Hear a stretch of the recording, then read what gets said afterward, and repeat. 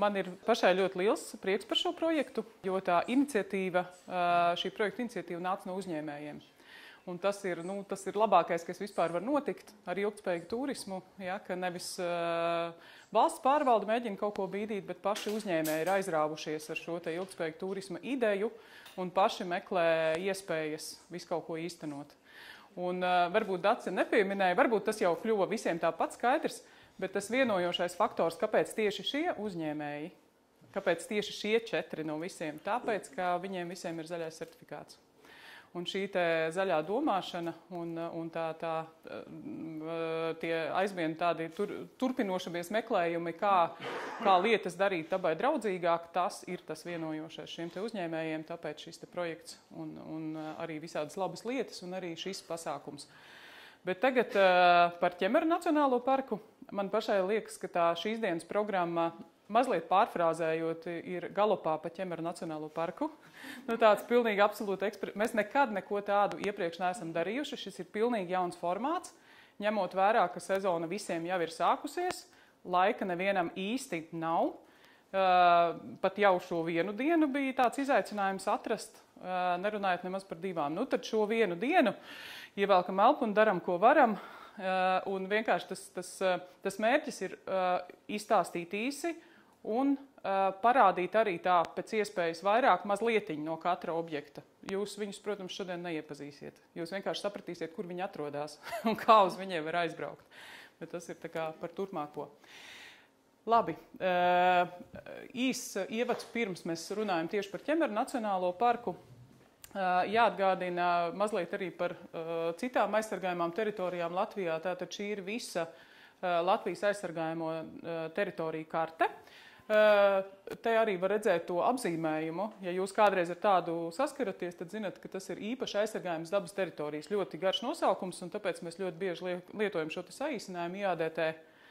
Ļoti bieži, teiksim, sarunās ar mums izskan šis te saīsinājums. Un kopumā pagaidām dabas teritorijas vēl neaizņem ļoti daudz. Jā, iespējams, ka šis te procents mainīsies, jo bieži vien mēs medijos dzirdam, ka mums ir par daudz šo te teritoriju. Šī ir patiesā aina uz šo brīdi. Tiem, kas dzīvo teritorijās iekšā, liekas, ka jā, ka varbūt ir pa daudz to ierobežojumu, bet kopumā tā aina Latvijā ir tāda, ka ir tikai ļoti neliela daļa šīs te aizsargājumās teritorijas. Un ir 4 nacionālie parki. Ķemeru Nacionālais parks ir pašā vidiņā, un, protams, ir arī citas aizsargājumās teritorijas, ir dabas liegumi, aizsargājumu ainavu apvidi, bet nacionālie parki ir tiešām tās mūsu pērles, kur ir sakopots tas vērtīgākais no mūsu dabas un kultūra vēstures mantojuma.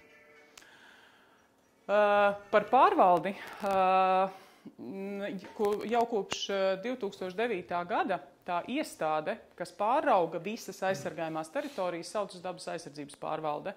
Vienkārši, lai jūs saprastu, ja, ka nav Ķemeru Nacionālam parkam un arī citiem nacionālajiem parkiem nav savas administrācijas, ir viena iestāde, dabas aizsardzības pārvalde ar reģionālajām administrācijām, kuru pāraudzībā atrodas ne tikai Nacionālais parks, ja, bet vesela virkne citu aizsargājumu teritoriju.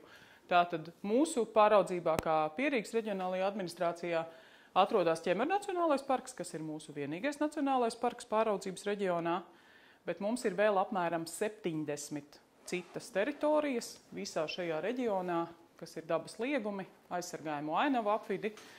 Un mūsu inspektori, eksperti un arī mēs kā dabas izglītotāji darbojamies visā šajā reģionā. Tāpēc nebrīnieties, ja jūs mūs atrodat Bauskā vai Jelgavā, jā, vai Engurē.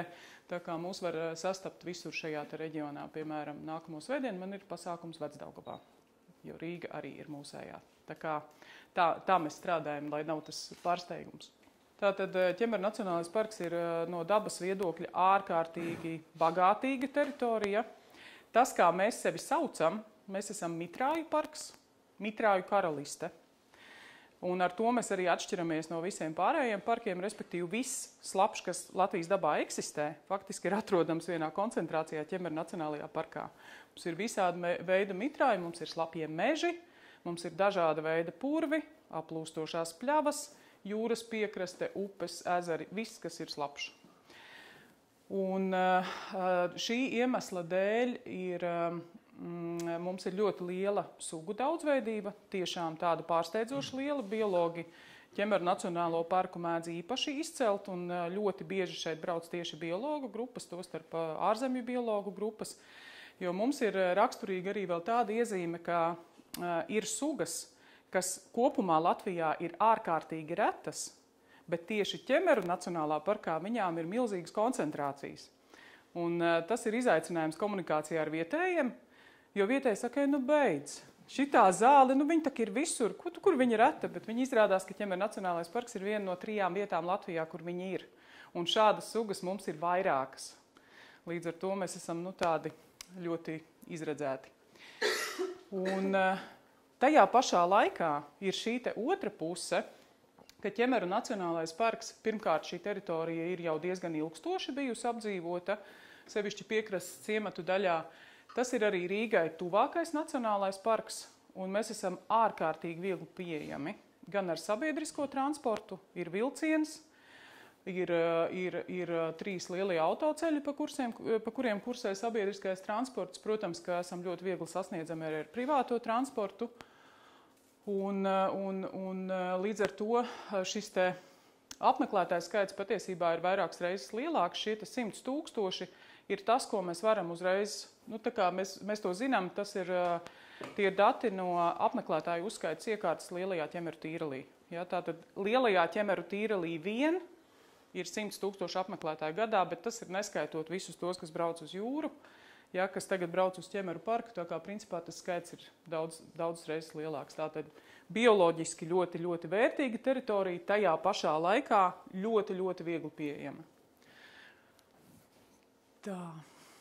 Tātad par tām vērtībām tāds caurskrējiens var vēl 3 klikšķus uz priekšu. Jā. Tie purvi ir tāds mūsu galvenais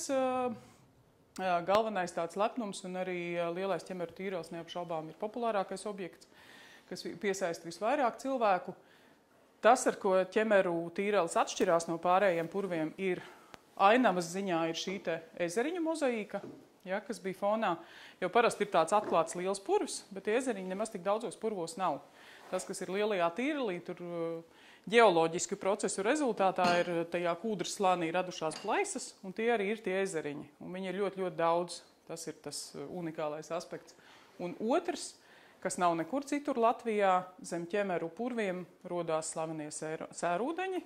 Cilvēkiem liekas, ka tas stāsts sākās ķemeros, jo ķemeros mēs redzam viņus avotu veidā, bet tas stāsts patiesībā sākās purvos, jo sērūdeņu veidošanās procesi notiek zem augstajiem purviem.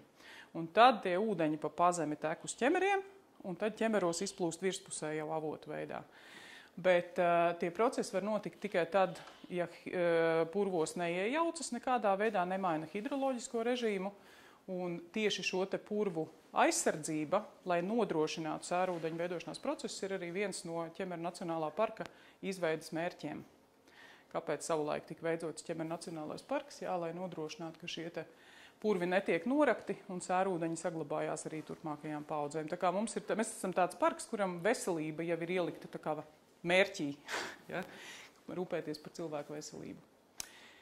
Tad mums ir meži. Droši var vēl uz priekšu šie slapjie meži ar ļoti lielu putnu un augu daudzveidību. Ļoti daudz ir arī mums mirušās koksnes, jo šeit ir meži, kuros ilgstoši nav notikusi nekāda saimnieciskā darbība. Mirusī koksne vienmēr ir tāds interesants jautājums. Cilvēkiem subjektīvi nepatīk. Tā aina, ja, viņa mazliet atgādina, cilvēkiem liekas, ka tas liecina par nesakārtotību, nekoptību, bet ir jāatcerās, ka mēs šajā gadījumā runājam nevis par cilvēku iekoptu dārzu, bet mēs runājam par dabu. Un dabā arī tā pagājušā gada vētra, jā, cilvēka acī tas izskatās pēc postažas, no dabas viedokļa nekas nav noticis briesmīgs. Vētras ir bijušas vēl ilgi, pirms cilvēks sāka dzīvot uz zemeslodes.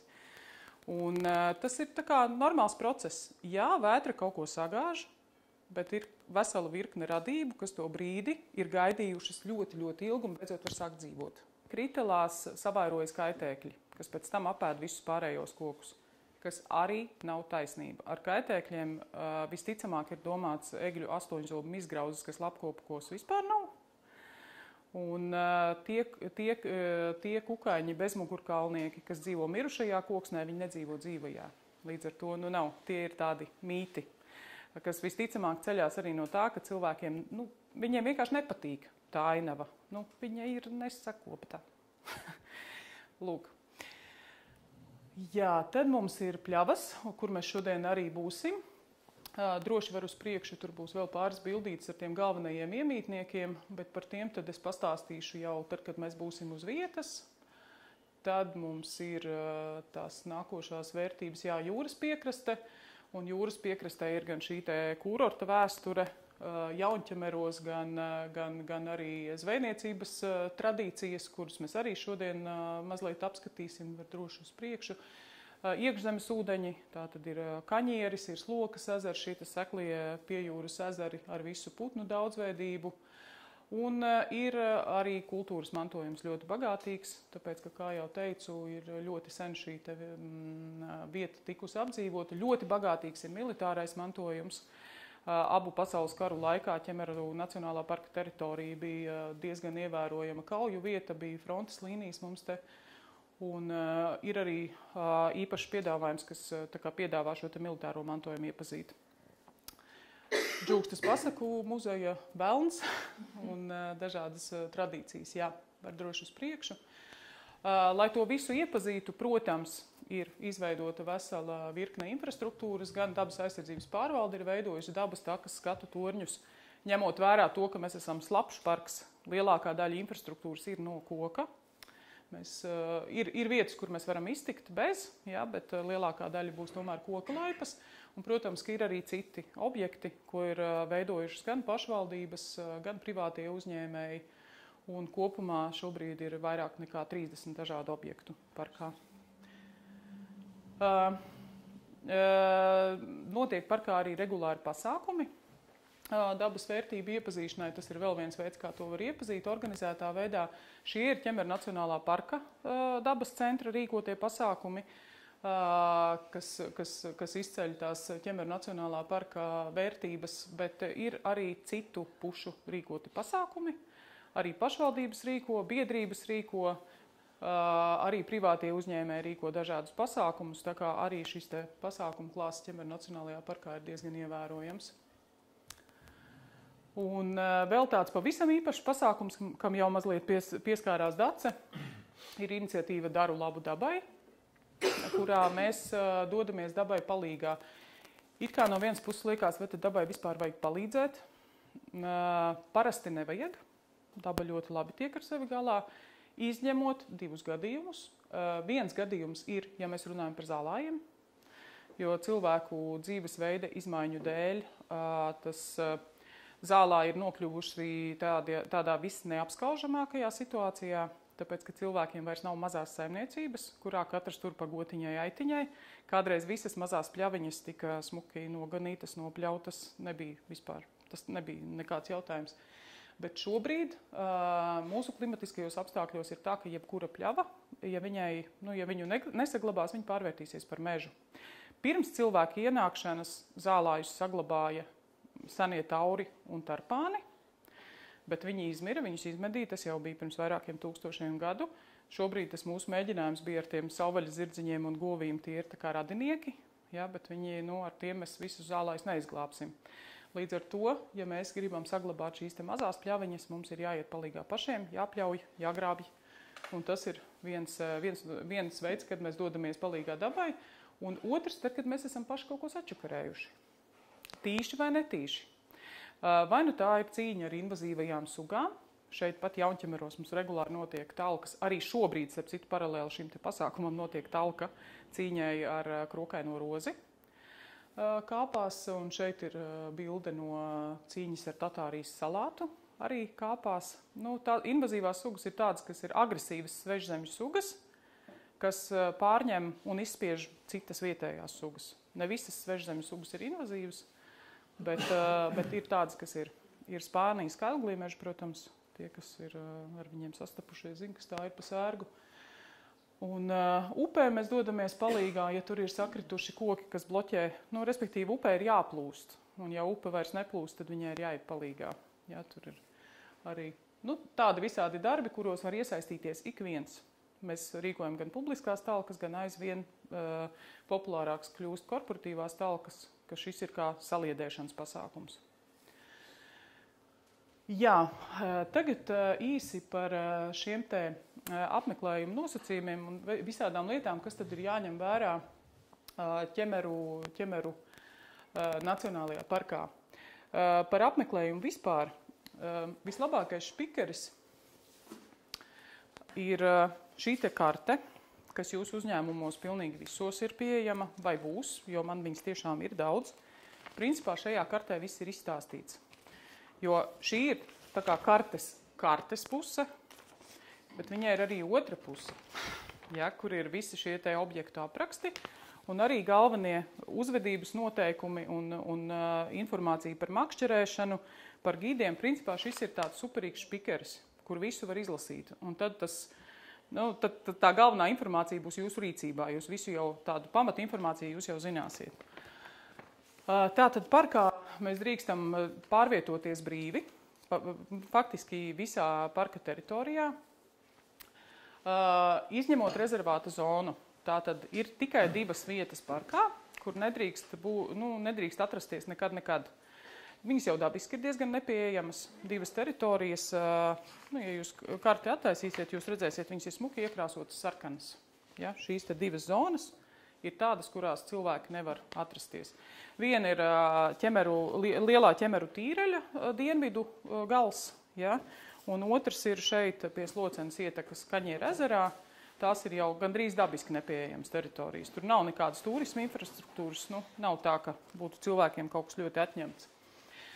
Pārējā parka teritorijā drīkst staigāt, drīkst lasīt ogas, sēnes, tikai ogas jālas tā, lai nebojātu zemsedzi. Mums, diemžēl, ir gadījumi, ka cilvēki sniega lāpstās izzāģē šitādus caurumus un tad iet pa meleņu mētrām un tur paliek melna zeme. Tā nevajadzētu darīt, jo arī ar tām ogu lasīšanas ierīcēm var lasīt ļoti akurāti un smuki. Un ļoti daudz cilvēku tā dara. Par laivošanu un supošanu viņi ir atļauta publiskajās ūdenstilpēs, respektīvi Slokas ezerā, Melnezerā, Akaciju, Valguma ezerā. Tur, principā, var droši laivot, droši supot. Un ļoti pieprasīts pakalpojums ir supošana purvā, ko piedāvā arī Boards U. Principā par supošanu purvā mums diezgan bieži zvana un saka, vai nedrīkst no laipas. No lielā ķemeru tīreļa laipas mēs neļaujam veikt nekādas aktivitātes, izņemot staigāšanu pa laipu. Jo pie situācijas, ka tur ir 100 000 apmeklētāju, tas paraus respektīvi tas kļūst nekontrolējami. Līdz ar to pa laipu, no lielā tīreļa laipas, tur ir tikai staigāšana pa laipu. 2 vietās purvā notiek supošana. Viena ir Smārdas purvā un otra ir lielajā ķemeru tīrelī ar piebraukšanu no Kanciem šosejas puses. Tā vieta ir kartē numur 60, atzīmēta ar zaļo aplīti 60. Un, ja cilvēki pie jums interesējās par to supošanu, tad vislabāk viņiem ir ieteikt organizētos braucienus, jo šos te organizētos braucienus piedāvā turismu uzņēmēji, kuri ir saņēmuši atļaujas to darīt. Un līdz ar to tas ir arī dabai tad visdraudzīgāk. Tas ir organizētā veidā un ar pievienoto vērtību. Tā kā tas ir tas ieteikums. Un visus šos te pakalpojumu sniedzējus, kas piedāvā tos braucienus, ja, viņus var smuki šitien atrast zem 60. punktiņa, ja. Tur viņi visi ir uzskaitīti. Tā kā tāds ir tas piedāvājums par supošanu. Ja kāds tā kā nenormāli grib pats, tajā purvā var arī individuāli, bet jānes ir viss uz pleciem līdz tai vietai, kur drīkst braukt. Lūk. Bet visdrošāk ir ar organizētiem. Tas ir tiešām arī mums, kad uzdod šos jautājumus, mēs viņus sūtam pie organizētajiem, jo tie turismu uzņēmēji, viņi zina, kur drīkst, kur nedrīkst braukt. Un līdz ar to tā slodze tiek regulēta. Par Kaņieru ezeru jaunākā informācija ir tāda, ka vakardien tika parakstīts līgums ar jauno apsaimniekotāju.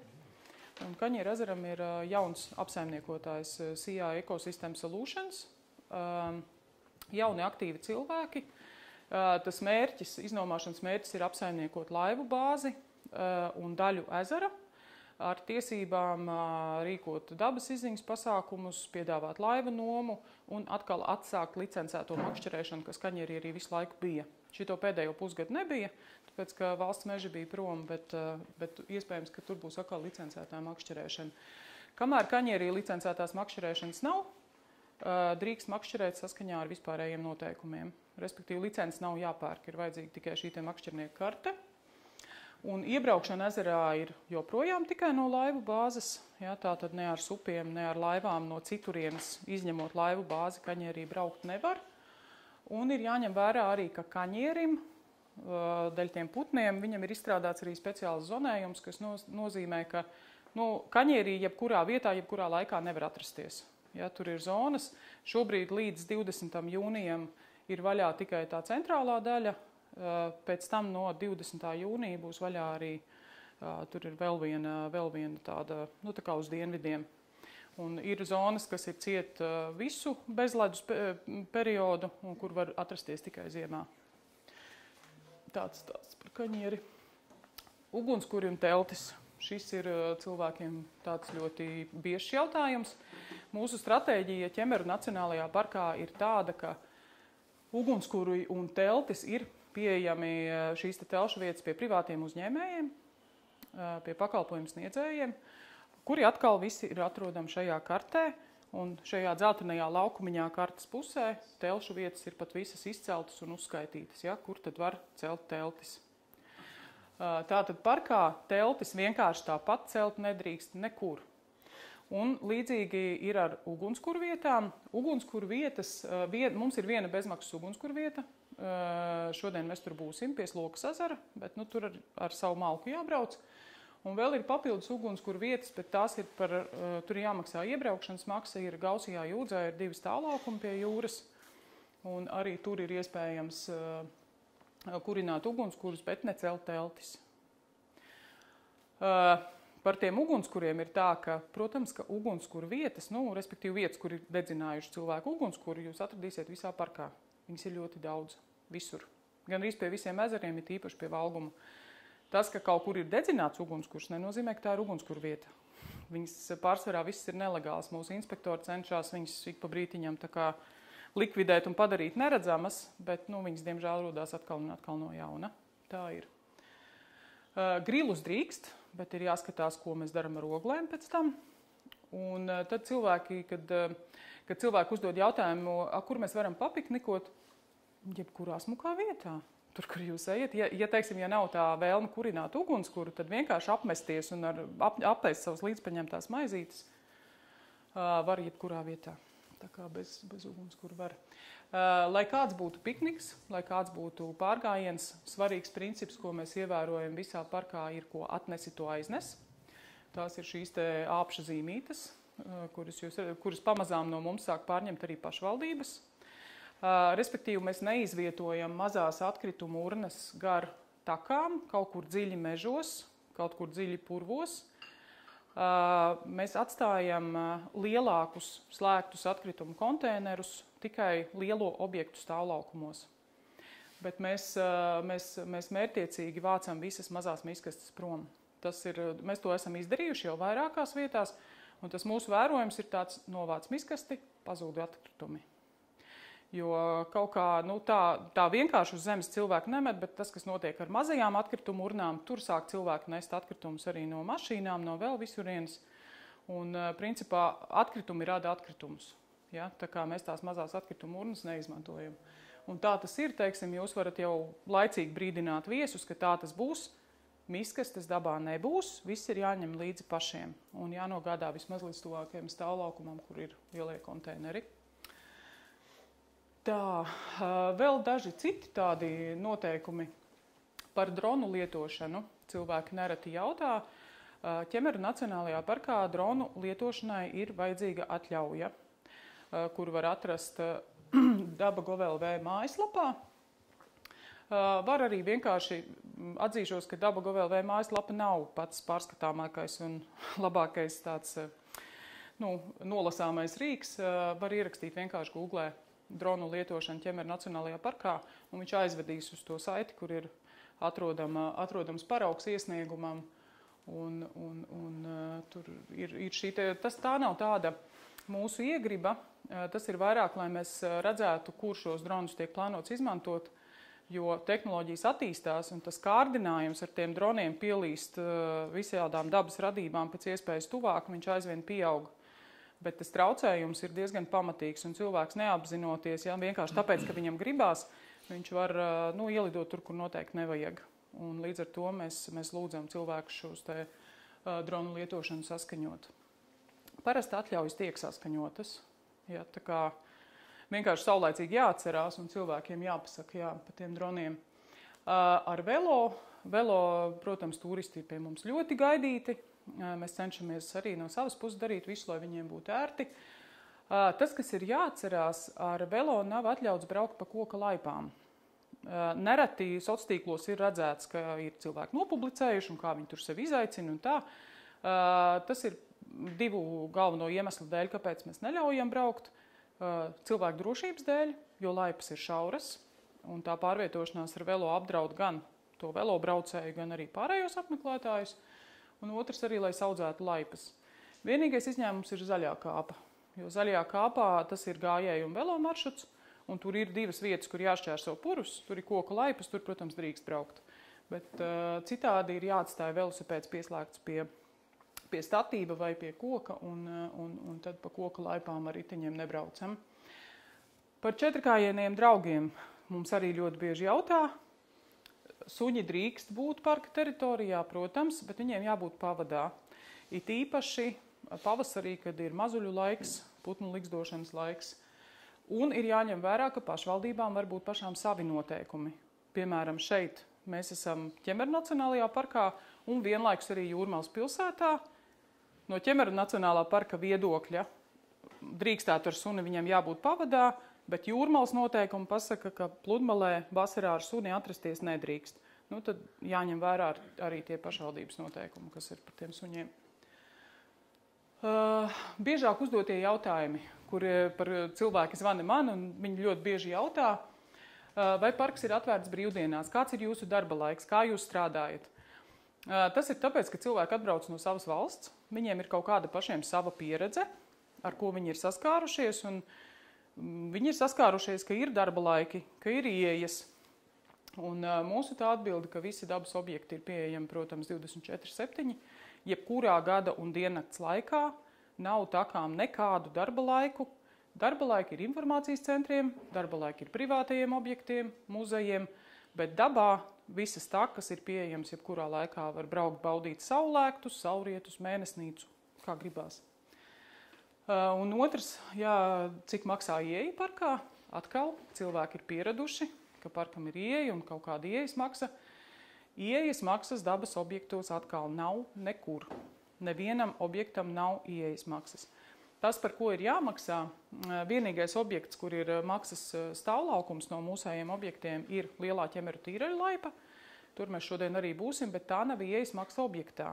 Tā ir maksa par stāvlaukumu izmantošanu. Attiecīgi, ja jūs ierodaties ar riteni vai ar kājām, jums nav nekādas maksas. Un, protams, ir muzejiem ir varbūt ieejas maksas un privātajiem objektiem. Un šis pats ir arī par to ieeju parkā, ka cilvēki ir pieraduši, ka parkā ir vienota ieeja, kaut kāda vienota ieeja, no kuras sākas visas takas. Tas atkal ir izejot no tās viņu iepriekšējās pieredzes. Un tad mēs arī stāstam, ka nav vienotas ieejas. Parkā ir vairāk nekā 30 dažādi objekti. Katram no viņiem ir sava piebraukšana. To mēs šodien arī redzēsim. Un līdz ar to navigācijā, ja cilvēki vēlās kaut kur nokļūt, ir jāieraksta konkrētā objekta nosaukums. Tātad takas nosaukums, un tad viņi varēs aizbraukt. Ja ieraksta navigācijā vienkārši Ķemeru Nacionālais parks, tad navigācija atved uz Meža māju. Un tas ir labāk. Iepriekš navigācija veda uz Zaļās kāpas maršrutu sākumu, kur cilvēki nokļūst vispār uzreiz mežā, viņi nesaprot neko. Pie meža mājas vismaz tā situācija ir labāka. Ja, bet ievadot Nacionālais parks, viņi nokļūst meža mājā, nekur citur. Un šis ir ļoti saistīts arī ar to otru. Ļoti bieži izplatīts priekšstats ir, ka Ķemeru Nacionālais parks ir tikai lielā tīraļa laipa. Nu, tā kā vienādības zīme. Jo cilvēki nezina, ka bez tās lielā tīraļa laipas ir vēl kaut kas parkā. Un ļoti bieži, gan ienākot infocentrā, gan pa telefonu, kur jums ir tā taka? Un tad mans mīļākais, es šo situāciju izmantoju, lai lai tā kā es ieslēdzu muļķīti. Kāda?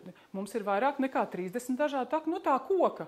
Jā, mums gandrīz visas takas ir koka. Bet tur ir tāds skatu tornis. Es saku, jā, mums gandrīz visās takās ir skatu torņi. Un tad es beigās jau piekāpjos un saprotu, ja es jau īstenībā zinu, ko viņi grib, uz kurien viņi grib braukt.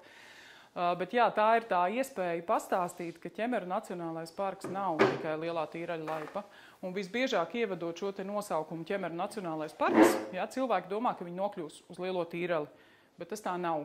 Viņi nokļūst citur, un varbūt arī labi, ka tā, jo tad viņi vismaz saprot, ka tas mūsu mērķis ir parādīt, ka tas nav tikai lielais tīrēls. Jā, lielais tīrēls ir slavenākais un mūsu galvenais magnēts, bet tas nav viss. Bija viens jautājums, kas bija no anketām par atļaujām. Tas gan vairāk būs tieši saistoši nevis klientiem, bet jums pašiem kā turismu uzņēmējiem. Par to, kad ir vajadzīga atļauja, ja, kaut kādām aktivitātēm. Ja mēs runājam par pasākumiem, ja, tad pasākumiem ir nepieciešama atļauja tad, ja viņi notiek dabas lieguma zonā un ja tur ir vairāk nekā 50 cilvēki. Dzimšanas dienas ballītēm, mazākām ekskursijām, kas ir tādi vienreizēji pasākumi, viņiem nekādas speciālas atļaujas nav vajadzīgas. Ir īpaši, ja vēl tas notiek uz turisma infrastruktūras. Tas, kur ir vajadzīga atļauja, ja mēs to pasākumu gribam atkārtot regulāri kādā vietā, tad mēs to uzskatām par turisma maršrutu vai turisma infrastruktūru. Jā, tas formulējums ir mazliet novecojis, bet ar turisma maršrutu vai turisma infrastruktūru mēs saprotam jebkuru vietu, kur ar kaut kādu aktivitāšu palīdzību tiek regulāri aicināti cilvēki to vietu izmantot. Būs tad turisma maršruts. Piemēram, turismu uzņēmējiem, kas piedāvā šos subbraucienus, viņi neskaņo katru braucienu, viņiem ir atļauja uz turismu maršrutu. Kaut arī, protams, ka subs nebrauc katru reizi pa vienu un to pašu vietu. Ja? Un tad, jā, tas ir tāds, arī jāatcerās, ka arī GPX faili, kas ir internetā publicēti, arī tie ir turisma maršruti. Jo viņi veicina cilvēku piesaisti kaut kādai konkrētai vietai. Un tas, ko man gribētos likt aiz auss, ne viss ir jāpublicē. Jo nopublicējot kaut ko, teiksim, sevišķi, ja jums ir kaut kāda jūsu pašu mīļākā slepenā vieta, nopublicējot ar koordinātēm, ja, tik ļoti vienkārši pieejamā vietā kā Ķemeru Nacionālais parks, tas, diemžēl, var izvērsties par stihisku pasākumu, jo cilvēkiem smukas bildes patīk ļoti. Un ir mums bijuši gadījumi, jā. Jo, ja mēs atrastos tālāk no Rīgas un lielām citām pilsētām, mums nebūtu tik ļoti jāsatraucās.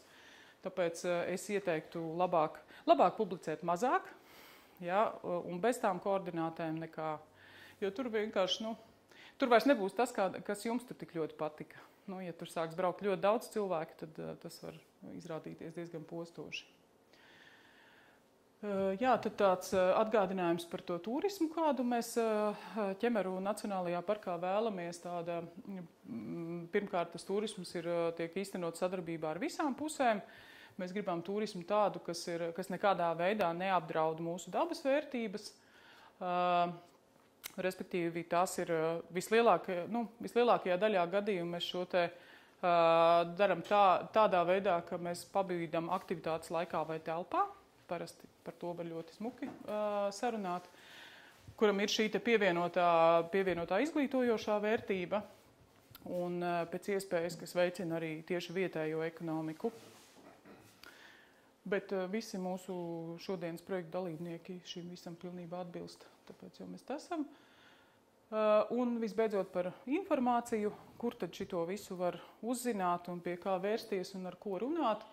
Galvenā vietne ir Tiekamies dabā LV, ko aicinātu izmantot. Tur ir arī notikumu kalendārs, un tur var arī pieteikties uz dažādiem pasākumiem, uz nodarbībām. Ja? Tātad Tiekamies dabā ir šī te galvenā vietne. Daba.gov LV ir mūsu tā kā oficiālā tīmekļa vietne.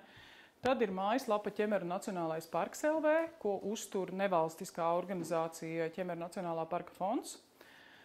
Šī te mājaslapa tūlīt pēdējie soļi palikuši līdz atjaunošanai. Viņa būs tādā foršākā skatā nekā līdz šim. Un tad ir sociālie tīkli, ja, ir Facebook. Tas paplašinājums ir Ķemeri National Park. Un tas ir Ķemeru Nacionālā parka Facebook lapa, kur arī mēs cenšamies likt jaunumus pēc iespējas operatīvi. Meža mājā darbojas Ķemeru Nacionālā parka turisma informācijas centrs. Vasarā ir atvērts no trešdienas līdz svētdienai, no 10:30 līdz 5, sestdienās līdz 6. Pārējā gada laikā informācijas centrs strādā brīvdienās. Un darba laiks kļūst īsāks, tad, kad diena kļūst īsāka, darba laiks arī kļūst īsāks. Piemēram, decembrī mums ir līdz 3 infocentrs vaļā, jo vienkārši pat mums cilvēki tik daudz nestaigā. Tā, man liekas, ka tas ir arī viss, ko es gribēju jums izstāstīt. Man nav ne jausmas, vai es iekļāvos laikā, un man nav ne jausmas, cik ir pulkstens, bet ja jums ir kādi jautājumi, droši varat uzdot. Ja es vēl kaut ko par gidiem. Es nepateicu par gidiem. Atkal jūsu špikeris ir karte. Ir kartē, kur apakšā ir gidu pakalpojumi, ja? Un tur ir atrodama informācija arī par gidiem. Bet šie nav vienīgie gidi, kas strādā Ķemeru Nacionālajā parkā. Vienkārši mēs neesam brauc arī ar tūraģentūrām, tos visus mēs tur neesam apkopojuši. Šie ir gidi vienkārši, ar kuriem mēs sadarbojamies visvairāk un par kuri savulaik ir izgājuši toreiz vēl Ķemeru Nacionālā parka administrācijas organizētos gidu apmācību kursus, bet tā gidu sarunāšana nevar notikt, teiksim, ka cilvēks jau ir šeit, un viņš jums vaicā, tagad es gribu gidu šodien. Tas tā nestrādās. Ekskursijas ir jāpiesaka iepriekš. Tas noderīgi būs varbūt viesiem, kas pie jums atbrauc un paliek ilgāku laiku, vismaz dažas dienas, tad var mēģināt. Jo varbūt, ja gidam ir laiks, tad, teiksim, ja šīs te dažas dienas ir, tad var mēģināt sarunāt.